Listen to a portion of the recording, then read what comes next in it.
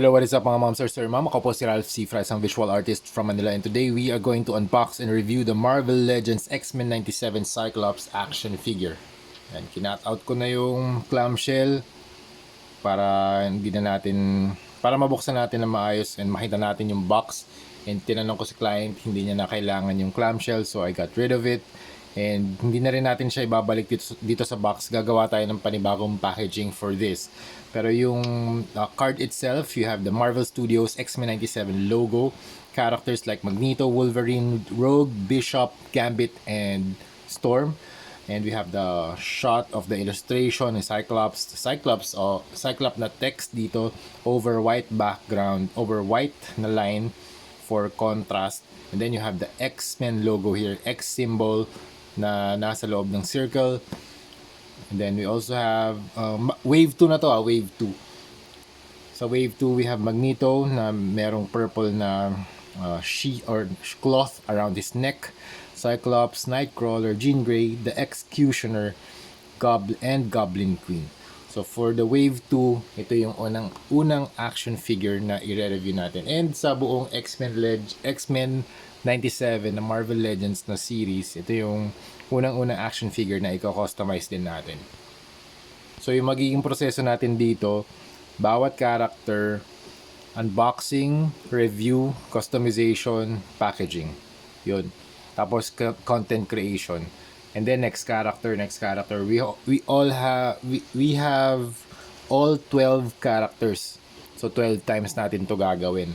Ito yung series natin na X-Men 97 series. Okay, so atin natin yung height. Cyclops stands around 6.5 inches tall. The build is solid, very sturdy plastic.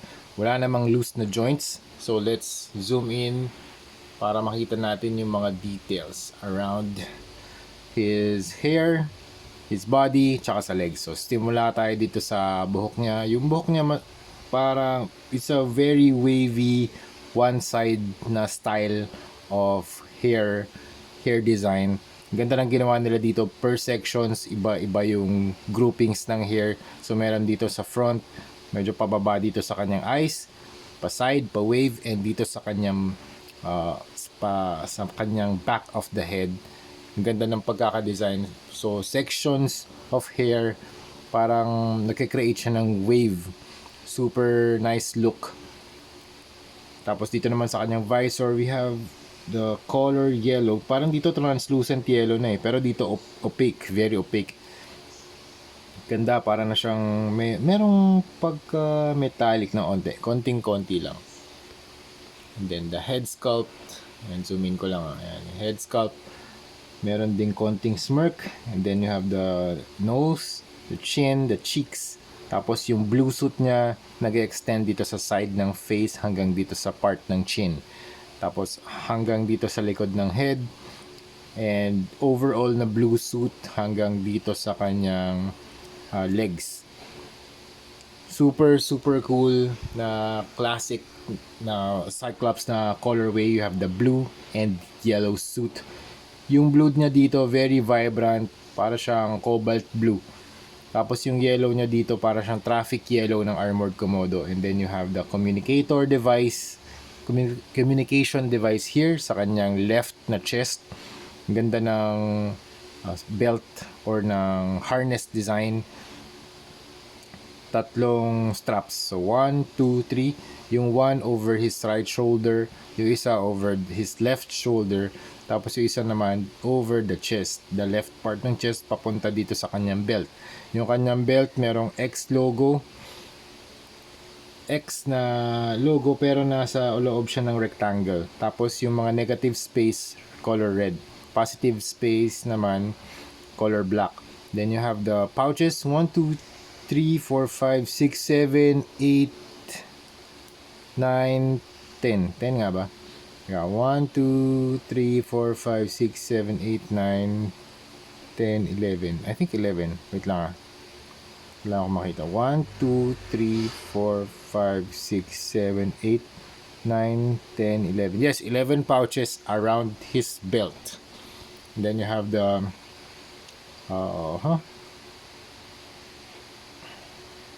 the lower torso section. Ito, the yellow brief. Super cool naman. Ganda rin ng colors, minamatch na dito sa pouch, sa mga pouches, and dito sa mga straps.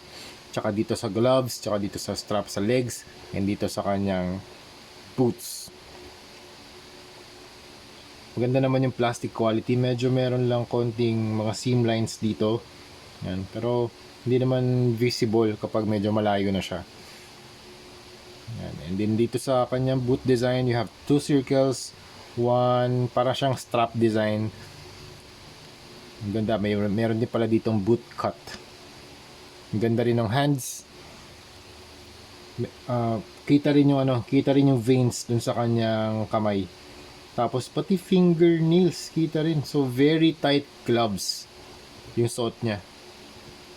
Tapos ito yung kanyang alt head na pwede mong lagyan ng optic blast. This is very very cool. Grabe, angas. Kabaliktad data. Yan, ang ganda ng optic blast niya rito. Teka, baliktad nga natin. Yan. Angas, oh. Equip natin, wait lang. Yan. So pag magtatanggal ako ng mga heads, I make sure na pinoprotektahan natin yung figure para hindi magkaroon ng excessive na force. Kasi minsan kapag excessive yung force na in-apply natin, baka mabali yung peg. Yan. Pasok natin. Okay. Minsan kailangan din natin ng blower para mainitan yung mga joints para mas madali sila matanggal, mag-loosen up. Okay. Kailangan, replace ko lang din to yung kamay niya. Okay. Ang angas ng look ni Cyclops dito. Meron pa siyang blast effect. Super super nice. Yung blast effect niya around, sukatin natin mahaba din siguro mga 4 inches to. Tama, 4 inches nga. 3.75 inches. Yan. Haba din. Okay, for articulation, head, up. Ang layo. Down, twist, 360. Okay, tapos kamay. Okay, that far. Okay. Tapos meron din butterfly joint. Ayan. Na move din backward and forward. Tapos meron din siyang cut, bicep cut for rotation. Tapos double jointed elbow.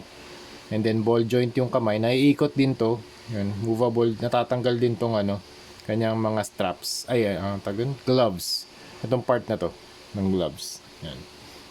Tapos, natatanggal ba to? Hindi nagagalaw to. Nakaglue na to mga mamsir. Nakaglue siya. Tapos sa body, yan. Ab crunch. Very cool. Very nice. Okay.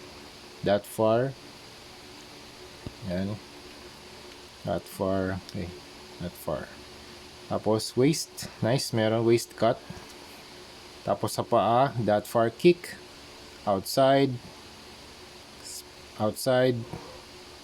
thigh cut, meron din ba? Oh, nice, double thigh cut. Okay, ay hindi, single lang pala, nakakabit pala to. Tapos double jointed na knee, ingat lang kayo dito kasi medyo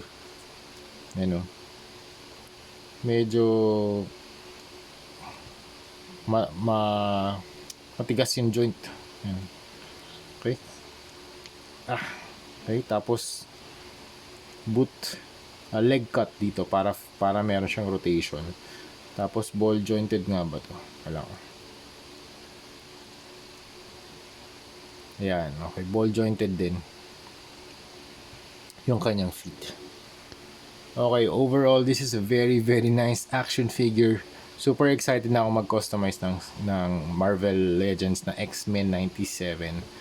Tingnan natin kung ano yung magiging effect niya kapag na-customize na natin siya. Okay, so ito na yung ating final pose for this review.